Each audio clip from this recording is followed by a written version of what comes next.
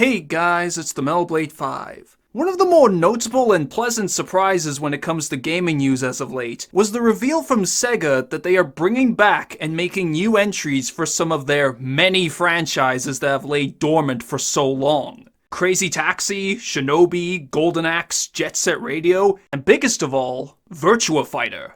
But now, Sega aren't the only ones doing this. Capcom announced they're doing the same for some of their dormant franchises, starting with Onimusha and even Okami. This is something I very much welcome, as while I'm not so much a fan of any of those series due to never playing them, I am happy for the fans of them that they finally get a new game after waiting for over a decade. There's just something almost therapeutic about seeing some new life being breathed into a series that had remained long forgotten. And obviously from a business standpoint, it creates the opportunity for the series to find newer fans as well. This got me thinking about how there are so many other franchises that haven't gotten a new entry in many years, most of whom I think have been unfairly treated by their parent companies to end up in such situations, while the fans of said series have been left in the dust. Those that I myself would like to see make a similar return. Not even for myself actually, but for those fans. And seeing as I've left myself dormant for some time now due to multiple video ideas not panning out how I hoped, it's only fitting that I'd make a video on this topic. This isn't really a countdown, and the franchises covered are in no particular order. This is just the ones that came to my mind first when thinking of those I find deserving of making a comeback. There are plenty of others, so if there's one I don't mention, it's not because I think it should stay dead per se, it just didn't stick out as much to me. You know, bias. So seeing as Capcom has made a start with this approach, I think there's one Capcom franchise, besides Mega Man, again, who most people believe deserves a return. Or rather, a resurrection, if you will. Darkstalkers. To say this franchise has been on somewhat of a hiatus would be a massive understatement, seeing as the last brand new game in the series released almost 30 years ago.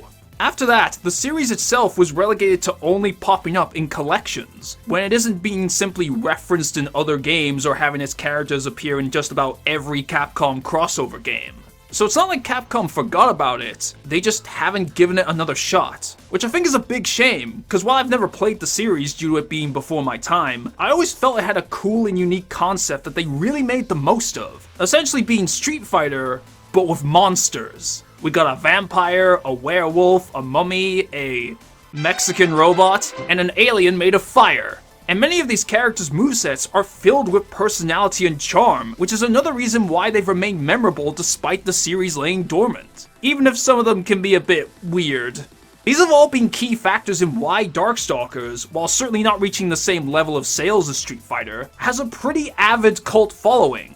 One I feel bad for since their passion is very much present, but they haven't gotten anything new in decades. What makes that more egregious is that Capcom did make an attempt to revive the series in the form of Darkstalkers Resurrection, a collection released in 2013. However, they set this game up to fail harder than me at my job. It was yet another re-release for the series, so existing fans didn't see much of an incentive to buy them again, but even worse was that it received next to no marketing. So hardly anyone even knew it existed until after its poor sales had been set in stone. And also unbeknownst to people was that Capcom was using this game's sales to see if people were interested in a new Darkstalkers. So when it failed due to Capcom's poor management more than anything else, they decided to shelve the franchise. That's just frustrating, even for me. It deserved a fair shot. The only kind of release the series has had since was in the Capcom Fighting Collection, where it pleasantly was given a lot of focus. I don't know exactly how well the collection sold, but given that they're releasing a second one, I imagine it did well enough. So hopefully, it could act as a sign to Capcom to give Darkstalkers another shot and make a new game. If Street Fighter 4 was able to revitalize the 2D fighting game genre, then I think a Darkstalkers 4 could do the same for its own series, as long as they handle it properly. I can think of a bunch of monsters that could make great newcomers in a new game, and even the comic series introduced a few original characters, so assuming Capcom has the rights to them, there's some given to them for free. The potential is definitely there for how they could make a new Darkstalkers fun and true to the spirit of the previous games. And I hope the fans can get their wish granted. I mean, Okami was probably in a worse position starting off given its sales being deemed poor, but after enough re-releases and a growing following, it's now getting a proper sequel. So if Okami can do it, Darkstalkers should be allowed to do it too. Now, if you thought a franchise that seems to get a lot of attention and everything outside of its own games was already weird and frustrating enough, how about when it's for the company's supposed mascot? Though, considering Ubisoft is the company in question with their many strange decisions, maybe that's not too surprising. I am, of course, talking about Rayman. I debated with myself on whether to include the series in this video because there have been several Rayman games in recent years on mobile devices, but they are still technically new entries. However, I thought, fuck it! I didn't even know these games existed until making this video, and every Rayman fan wants a proper new console game, so I included it anyway.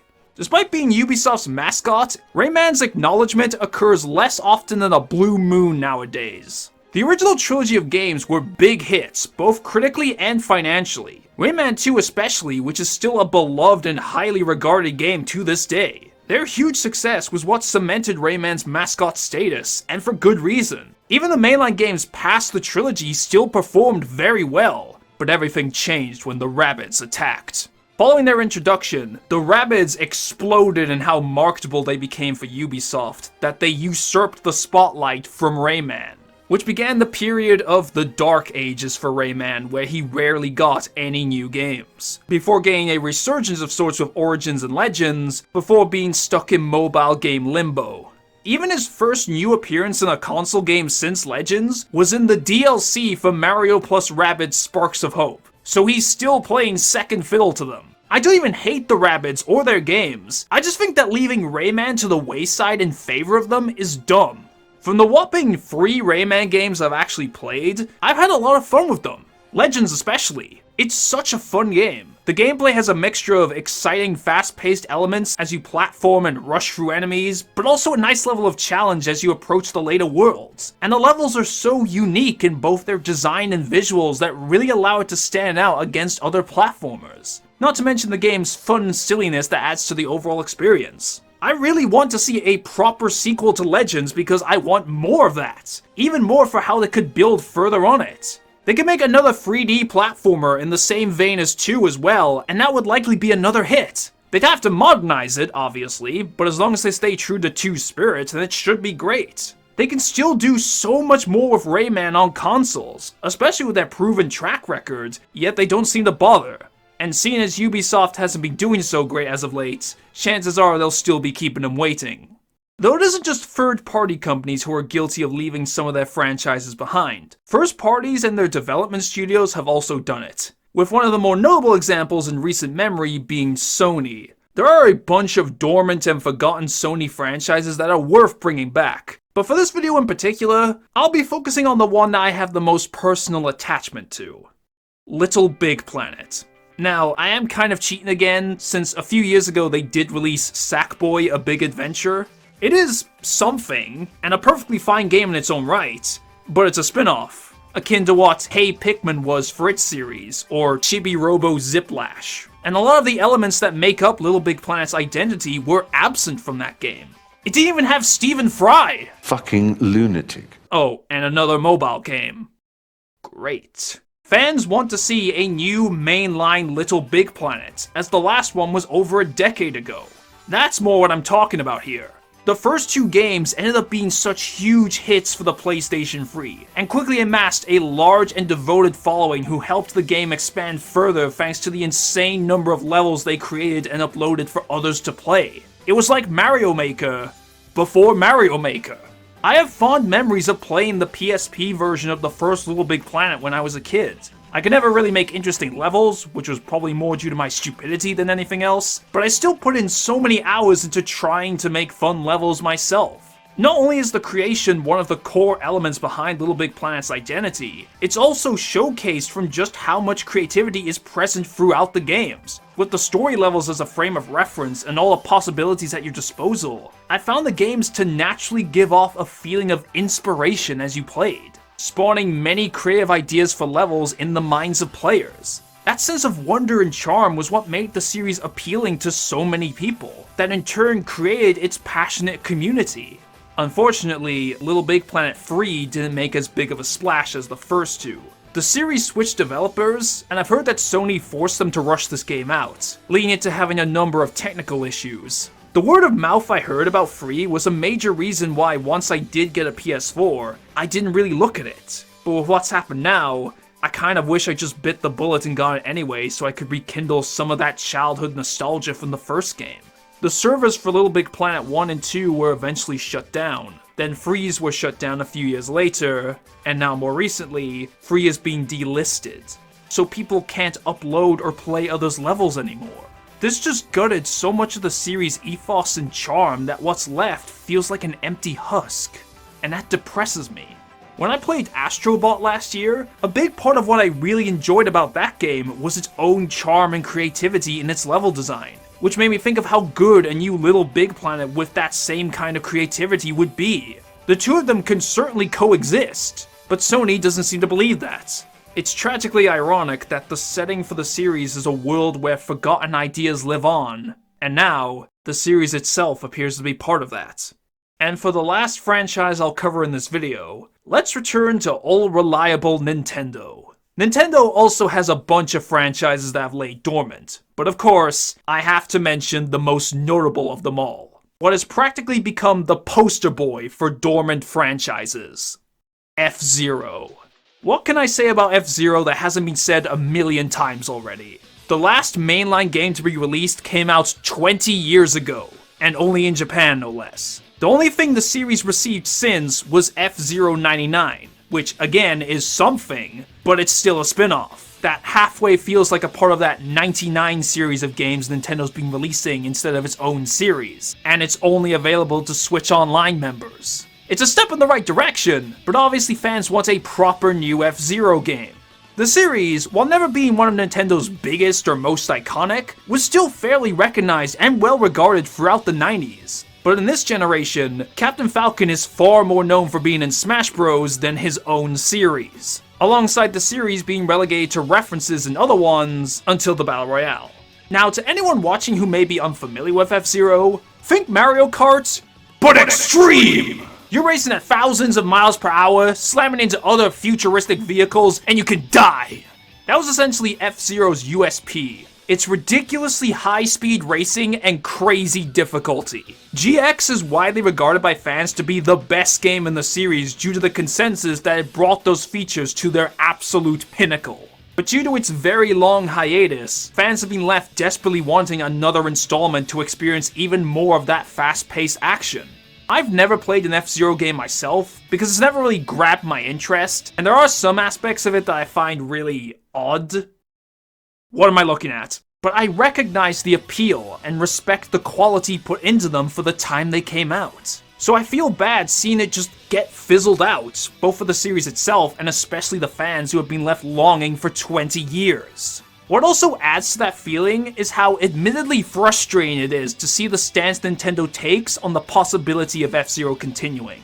The subject has come up numerous times due to how vocal people are about it, and almost every time they say that a new F-Zero needs some kind of gimmick to justify making it. I can understand struggling to think of a way to develop the series to keep it interesting, but I think they're overthinking this way too much. You don't need to reinvent the wheel, just take everything that worked in previous games and build on it. F-Zero was never known for being gimmicky. It's relatively straightforward in how it plays, so I don't know where this need for a gimmick came from. At this point, I'm sure fans would take a new F-Zero that's exactly like GX, but with a new coat of paint. And that's perfectly fine. Another likely contribution to the series' hiatus is the fact that each game sold less than the previous one based on reported data and estimates. While this is an understandable reason, I still think the risk is worth taking for one big factor. The Switch sold like hotcakes, and so did Nintendo's games on the Switch. Most of them. And for some, their Switch entries quickly became the best-selling in their entire franchise. I'm confident that if a mainline F-Zero game had released on the Switch, as long as it was of good quality and managed well, which I don't doubt, then it would have sold well just by proxy of the Switch's success. F-Zero will never reach the same level of sales as Mario Kart. That's a hard truth. But it doesn't need to be successful. They're both racing games, but they take drastically different approaches. Mario Kart is more casual, while F-Zero is hardcore. They have different types of appeal, so they can safely coexist and reach different audiences. They should judge the sales in their own right. I think F-Zero has long deserved to be given a chance by Nintendo. Just a chance to see how it does and react accordingly. It's high time that the current generation should witness the manliness, the epicness, the majesty, the utter level of sheer coolness that is Captain Falcon in his own series. But it's not just about F-Zero, or any of the other franchises I talked about in this video. It's about the principle, the idea behind it, that any beloved franchise that may have been left behind for some time now should be given the opportunity to continue once more. Within reason, of course. Especially when they still have stories left to tell. If a series that didn't get a new entry in 27 years can suddenly get one, then I don't see why any series that has some value shouldn't receive new games either. And I wish for many good, successful franchises with passionate fans who have been left gagging to see more get given that treatment someday in the future.